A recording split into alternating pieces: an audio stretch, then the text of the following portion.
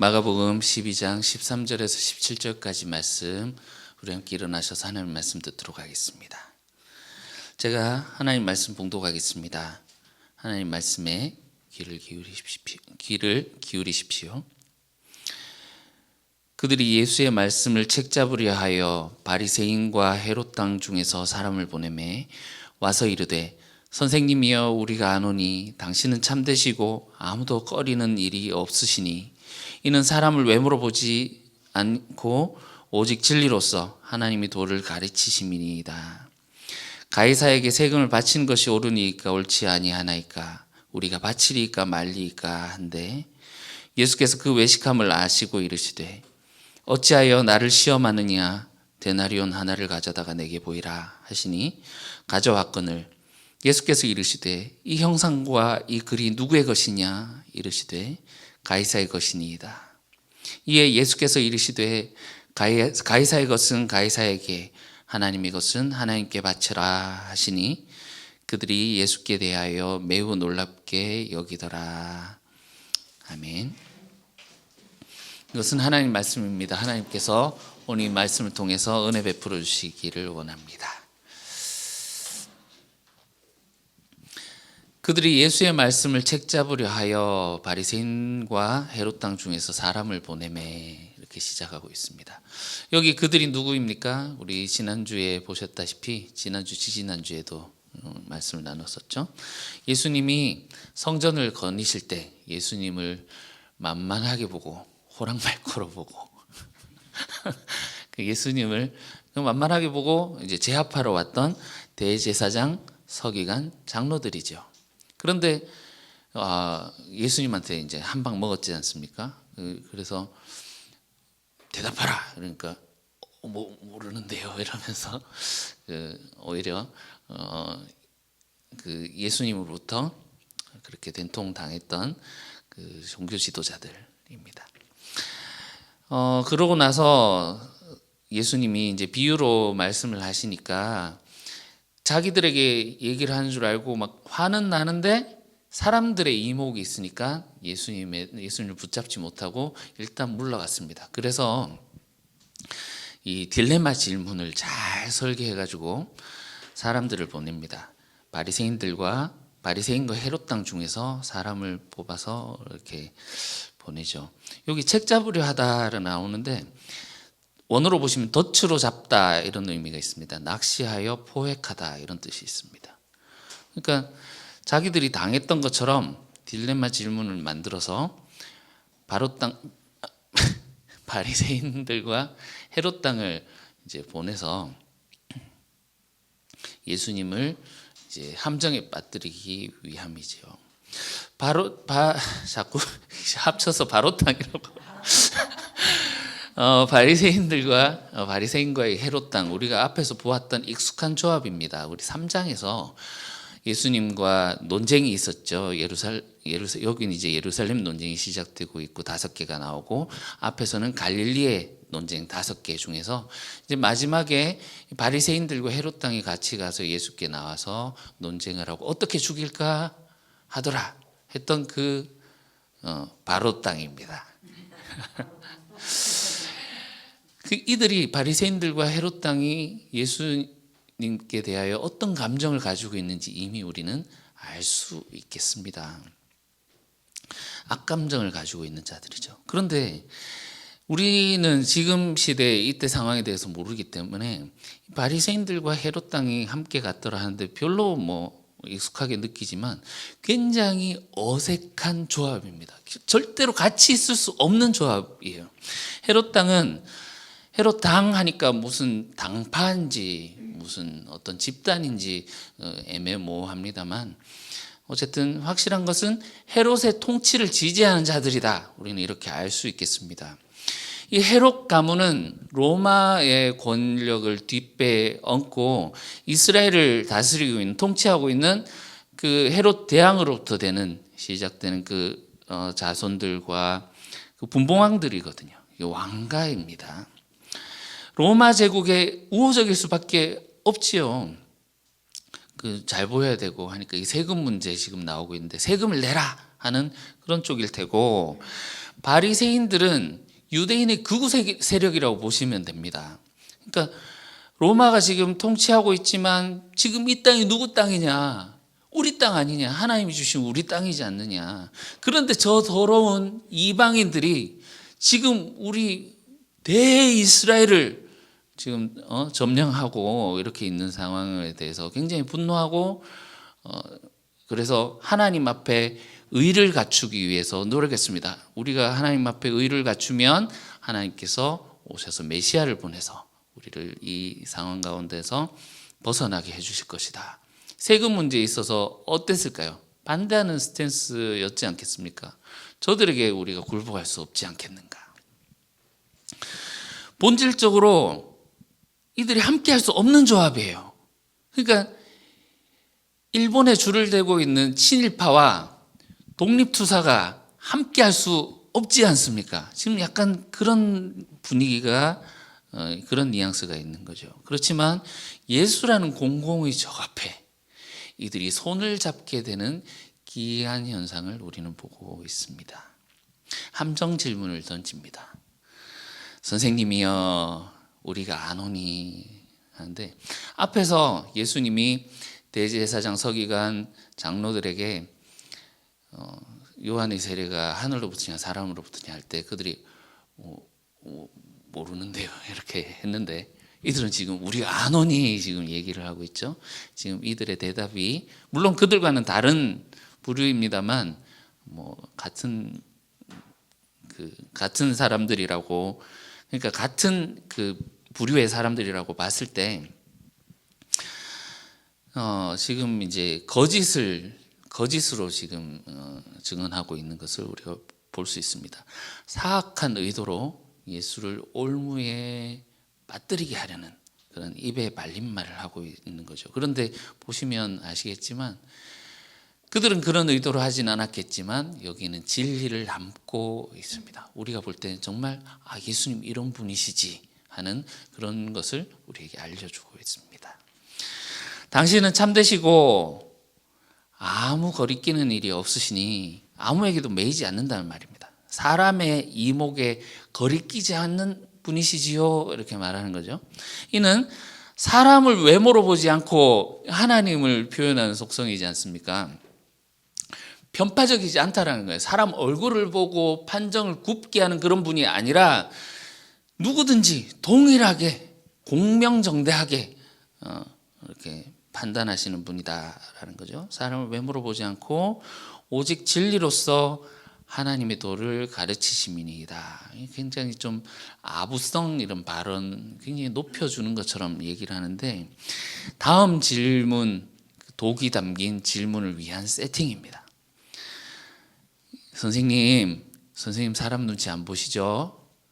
그리고 외모로 판단하지 않고 하나님의 진리를 가지고 바른 거는 바르다고 말하는 분이죠. 해놓고 지금 이제 질문을 던집니다.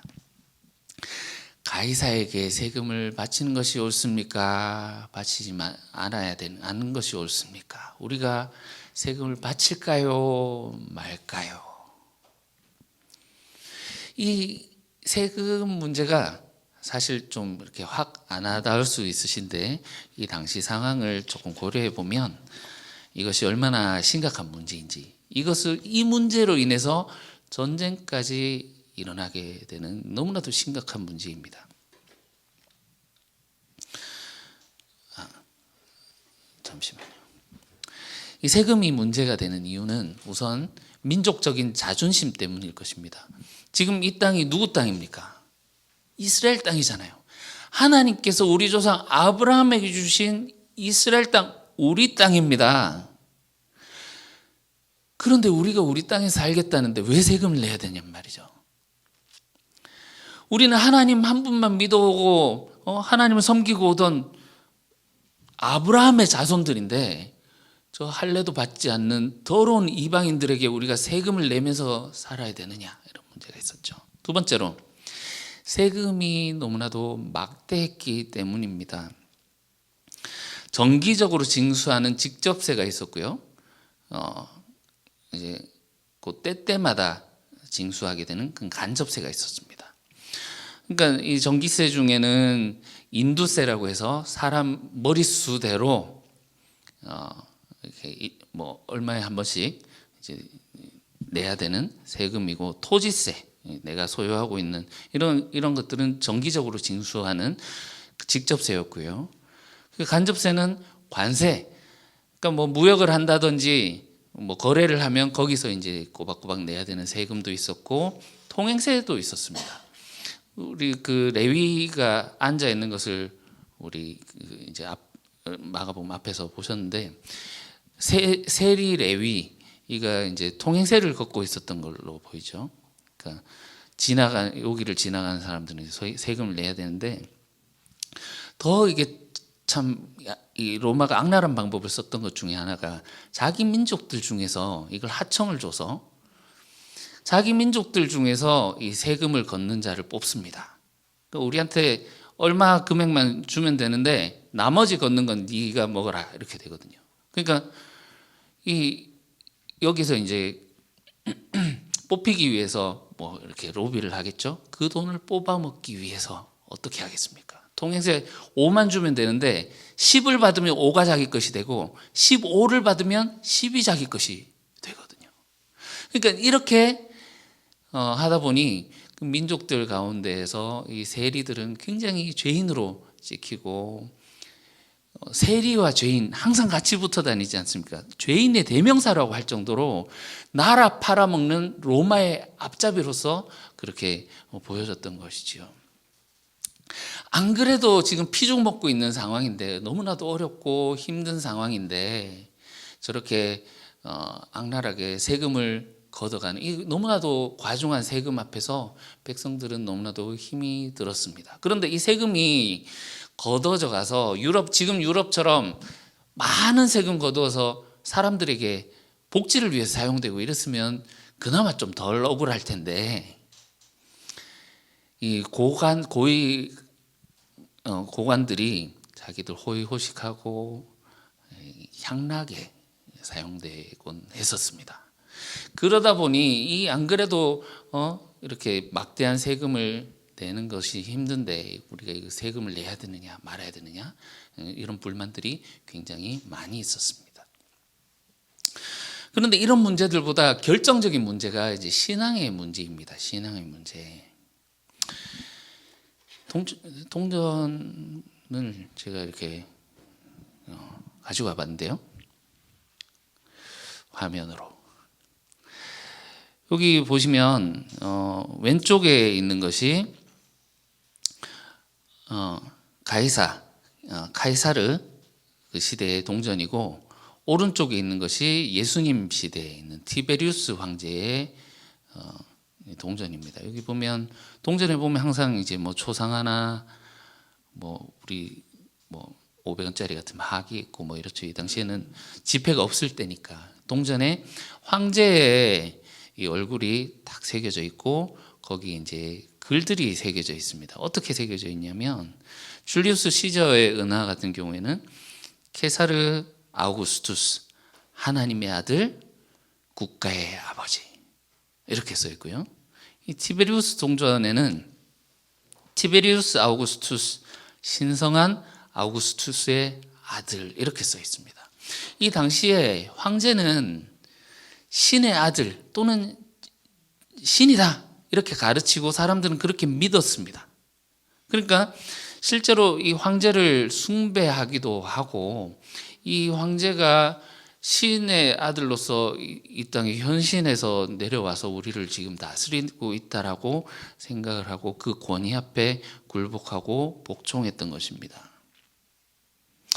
세금을 낸다는 건요, 단순한 세금이 아니라 지금까지 지내온 것 황제의 크신 은혜라, 황제께서, 신이신 황제께서 우리를 지켜주고 돌봐주셔서 나의 나된 것은 황제의 은혜라 고백하는 그런 게 되는 것이라니까요. 그러니까 모든 것이 황제의 은혜입니다 고백하는 것으로 이 세금을 내는 것이고, 황제와 로마가 우리의 주인이다라는 그런 고백이 이 세금을 내는 것 안에 담겨 있지 않느냐. 그래서 우리가 이 세금을 낼 수 있느냐 아니냐.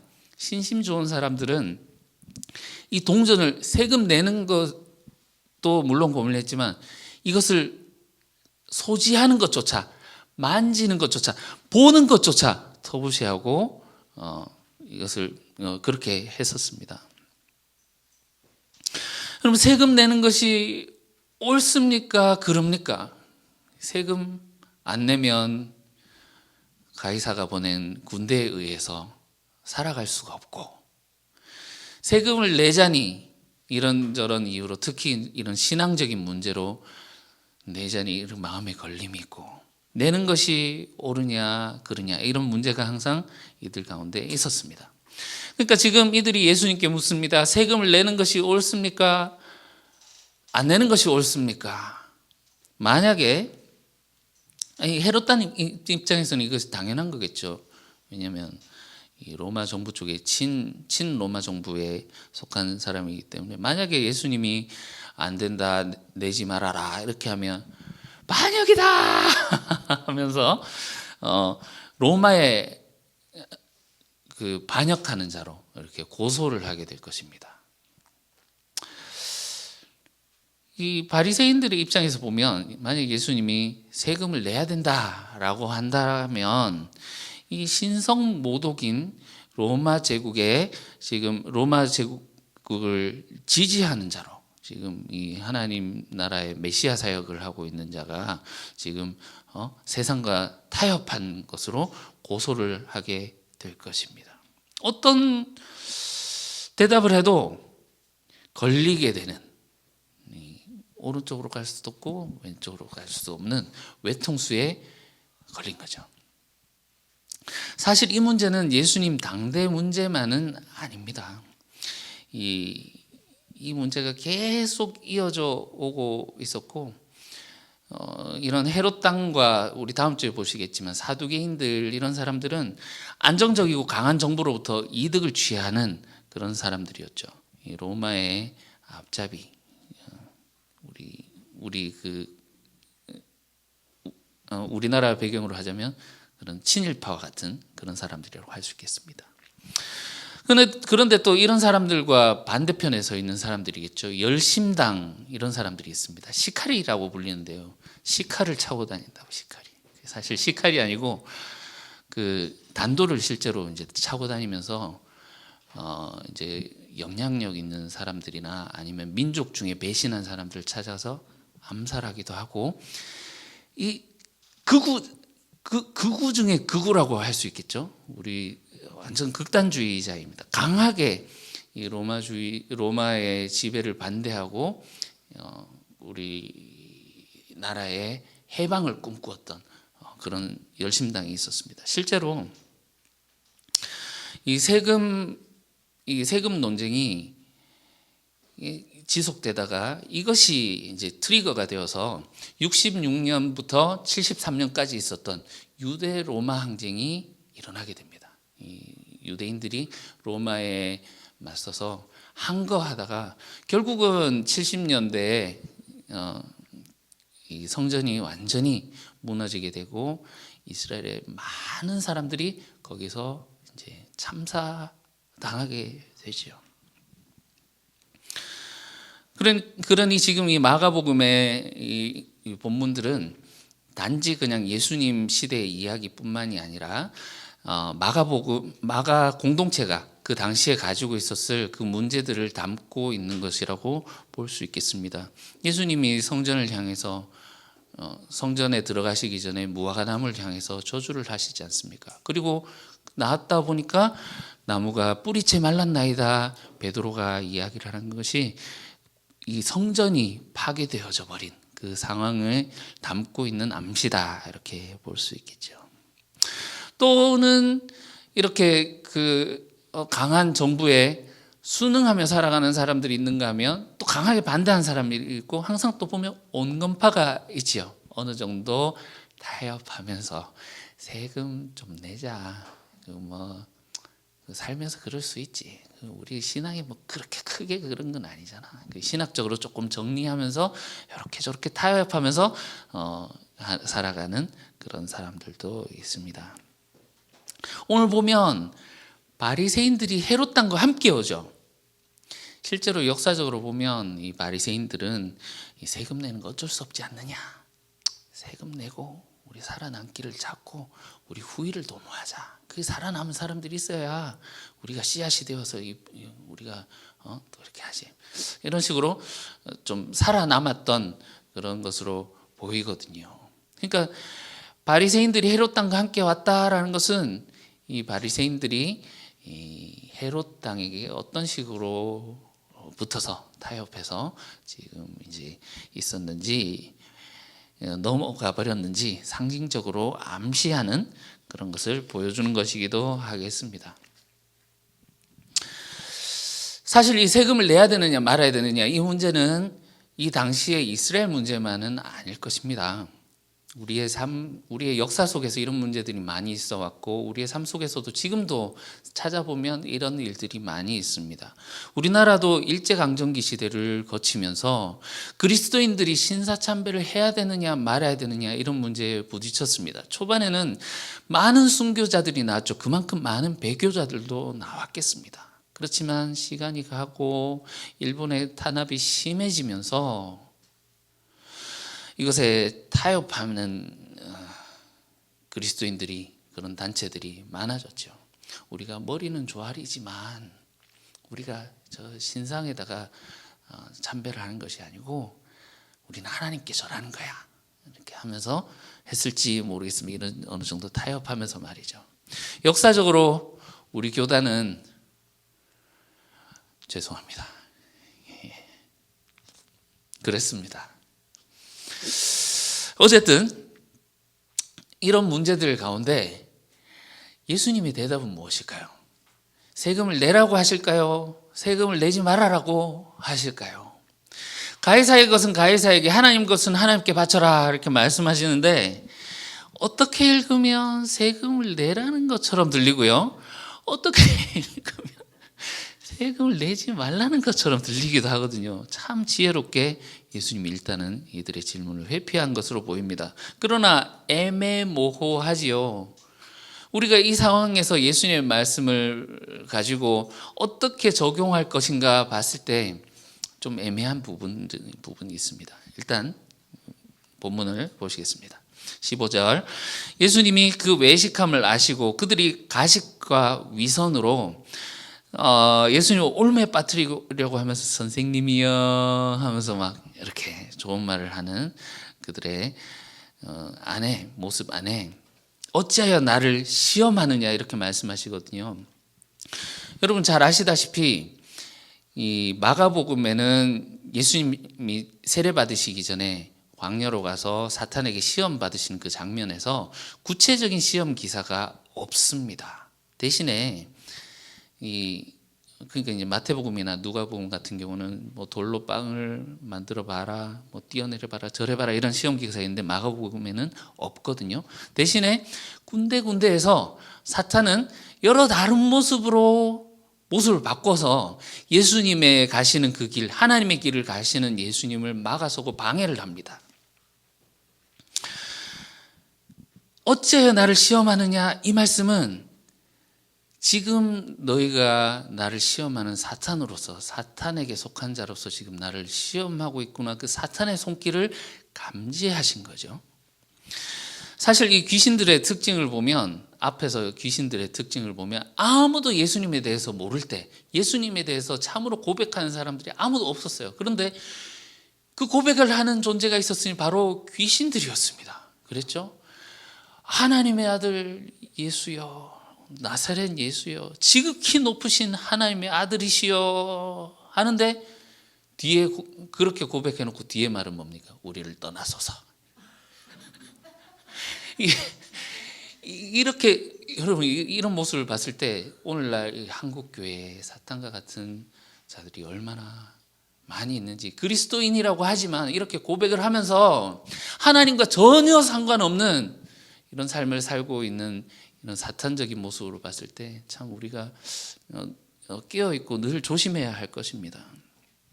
지난주에도 그랬지만 이들은 예수님의 정체를 알고 올바른 고백을 했어요. 당신은 참되시고 외모로 보지 않으시고 고백을 했지만 지금 예수를 죽이려고 하는 이 사탄의 계략으로 이 사탄의 편에 속해 있는 자들로 예수님을 시험하는 존재로 지금 그들 앞에 서 있습니다. 예수님 말씀하십니다. 데나리온 하나를 가져다가 나에게 보이라. 자, 이 말씀은 예수님이 지금 이 데나리온을 가지고 있단 말입니까? 아니란 말입니까? 예수님은 이 역겨운 물건을 소지하고 계시지 않습니다. 그런데 이들은 딱 걸린 겁니다. 가져와라 하니까 여기. 마치 이런 것과 같죠. 그리스도인이 담배 펴도 됩니까? 안 됩니까? 묻는데 담배 한 개 피워봐라 하니까 담배 딱 내놓고 민망한 좀 이런 상황과 비슷하죠. 동전 이 황제의 얼굴이 새겨진 이 동전 이 세금으로 바쳐야 됩니까? 말하면 거리낌이 있는데요 라는 질문인데 지금 그들이 그것을 소지하고 있기도 하고 마음대로 쓰기도 하고 사용도 하는데 세금 내는 것이 왜 거리끼느냐? 여기서 지금 이제 그들의 이 질문 자체가 악한 마음을 가지고 하는 것이다라는 게 드러난 것이죠. 예수님 물으십니다. 이 형상과 글이 누구의 것이냐? 가이사의 것입니다. 우리가 오늘날 미원하면 조미료를 미원이라고 하는 것처럼 가이사가 이제 원래는 그 케사르 이름이지만 황제를 지칭하는 단어입니다. 그러니까 황제의 것입니다.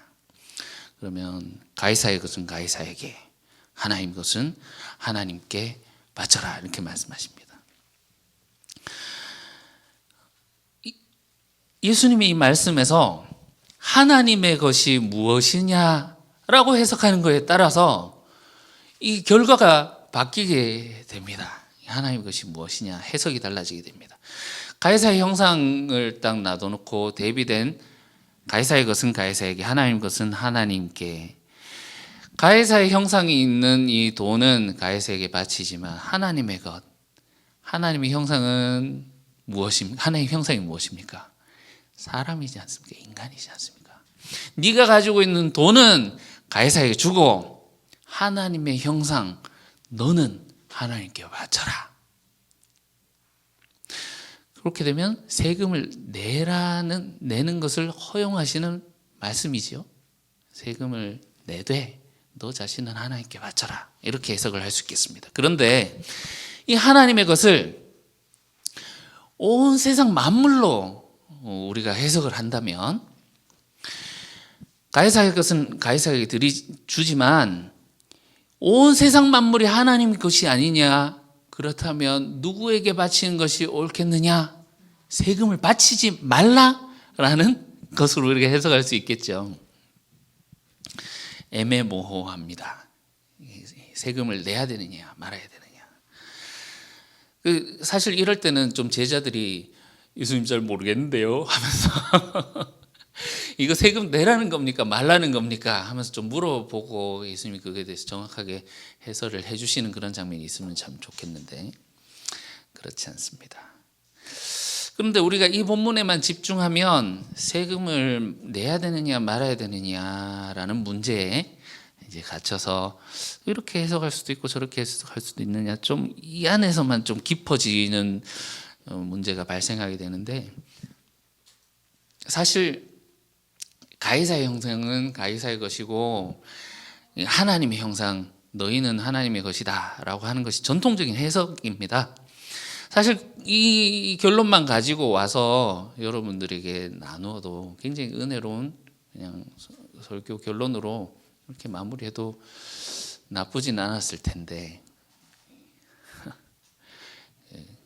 하나님의 것인 여러분들은 하나님께 드려야 됩니다 하고 이렇게 끝났어도 됐을 텐데.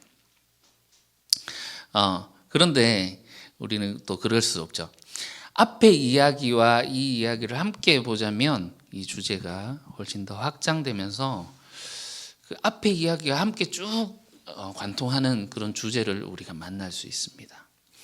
권위 논쟁 속에서 예수님이 비유로 말씀하셨습니다. 악한 포도농부 비유를 말씀하셨습니다. 이 비유를 통해 보면 예수님은 그 비유에서 누구에게 보냄을 받은 자입니까? 아버지께 보냄받은 아들, 하나님으로부터 보냄받은 자다. 그래서 와서 선포하신 것이 무엇입니까? 하나님이 요구하시는 포도원 소출을 바치라. 그렇지 아니하면 하나님이 너희를 진멸하고 너희를 다른 사람에게 내어줄 것이다. 이 말씀을 전했죠. 이 예수님이 비유의 이 예수님의 모습과 오늘 이들의 모습이 겹쳐져 보이는 것 같습니다. 이들은 지금 누구로부터 보냄을 받았습니까? 대제사장, 서기관들, 장로들로부터 보냄을 받아서 어떻게 말하고 있습니까? 세금을 내라. 그렇지 아니하면 우리 저 높으신 가이사께서 너를 가만히 두지 않을 거다. 지금 이 모습이 겹쳐서 보이지요?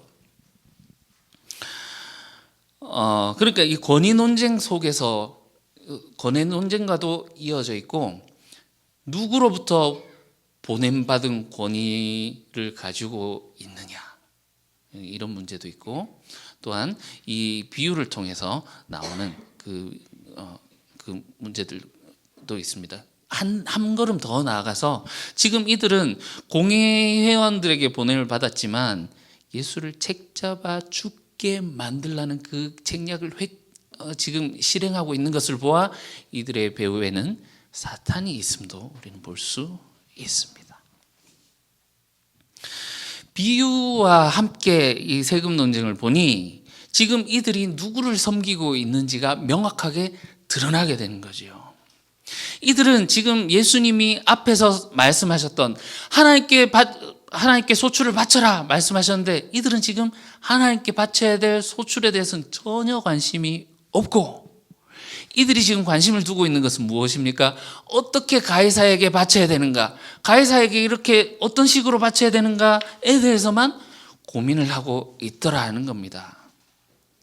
세금을 낼까요 말까요 속에 담긴 이들의 이 질문 속에 담긴 저희가 무엇입니까? 황제에 대한 두려움이지 않습니까?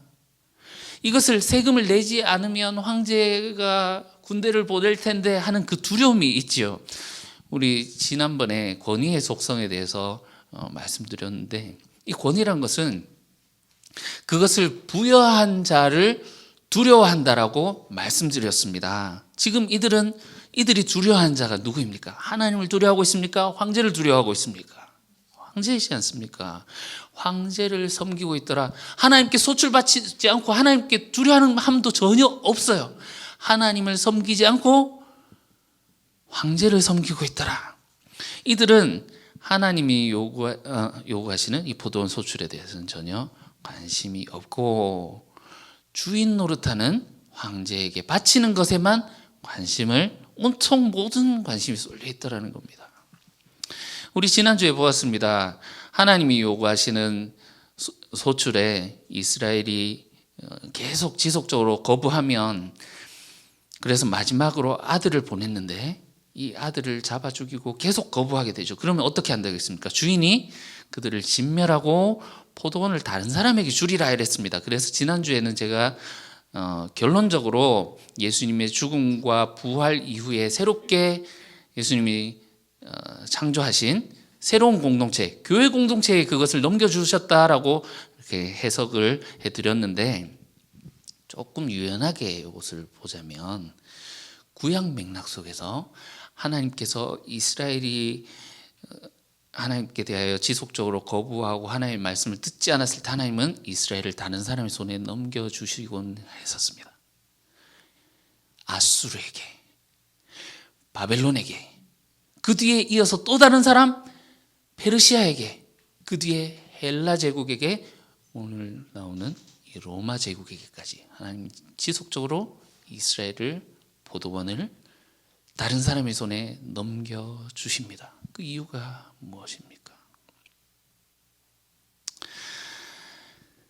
하나님은 이스라엘이 돌아오기를 바라고 계시지만 그럼에도 불구하고 이 이스라엘은 여전히 하나님을 두려워하지 않고 하나님을 왕으로 섬기지 않고 있더라는 거죠.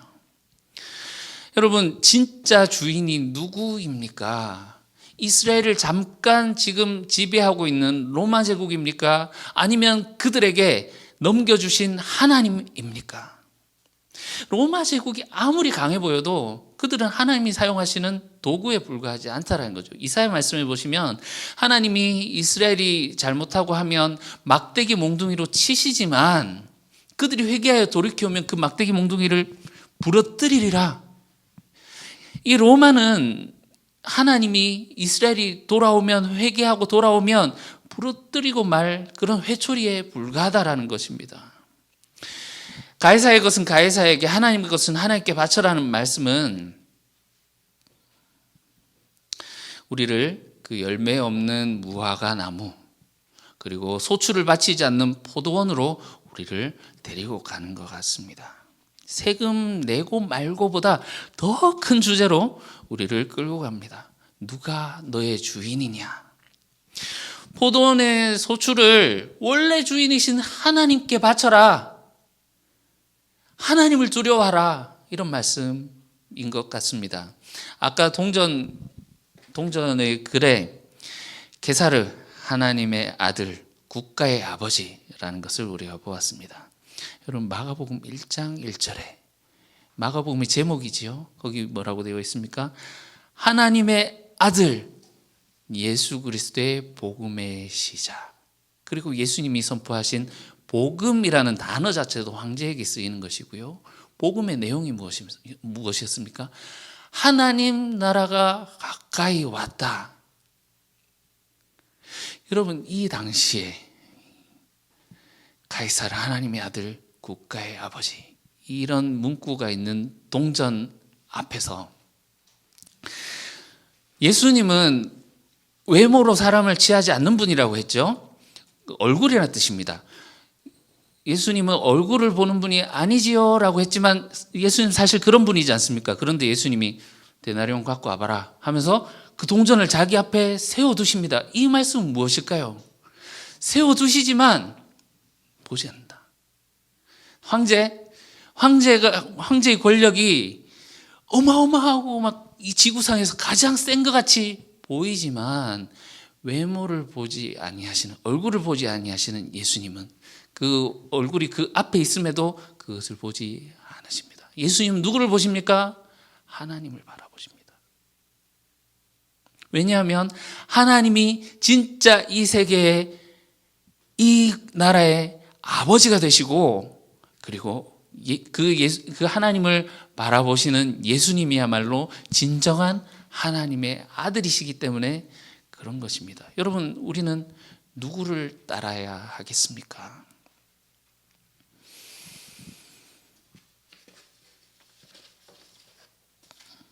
오늘 본문에서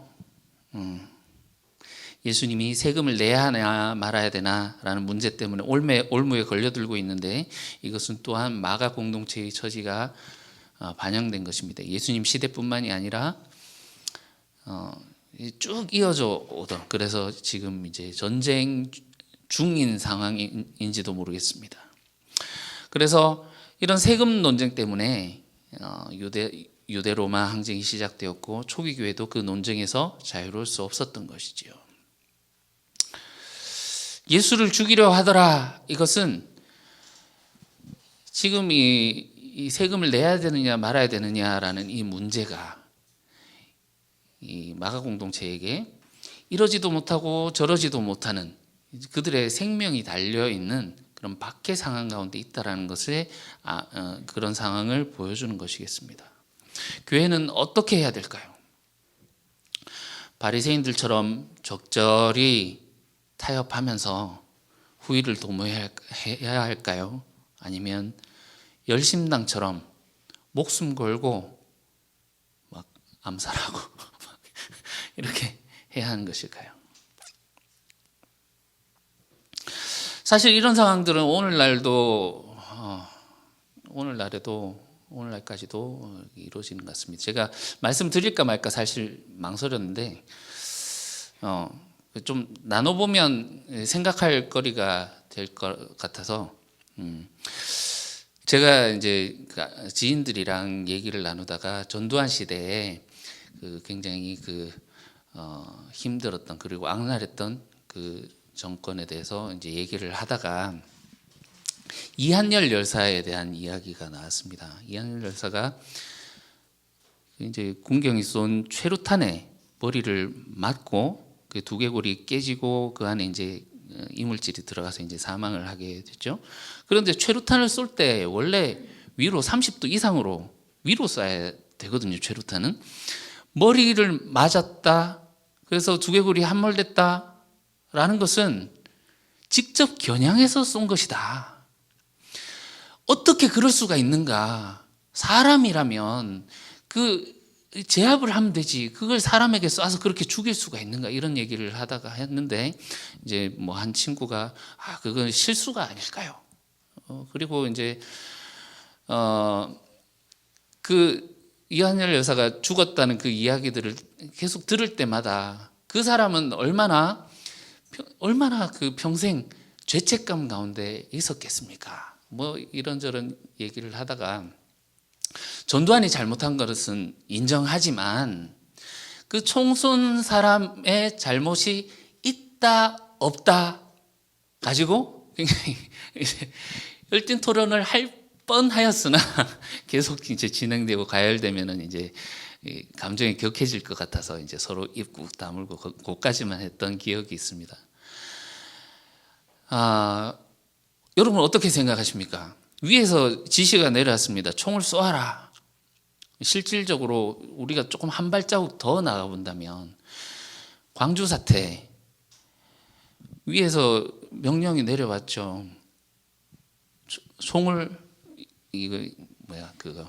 그냥 최루탄이 아니라 실탄을 쏘라는 명령이 내려왔습니다. 그런데 일개 군인된 신분으로서 총을 쏴야 될까요? 말아야 될까요?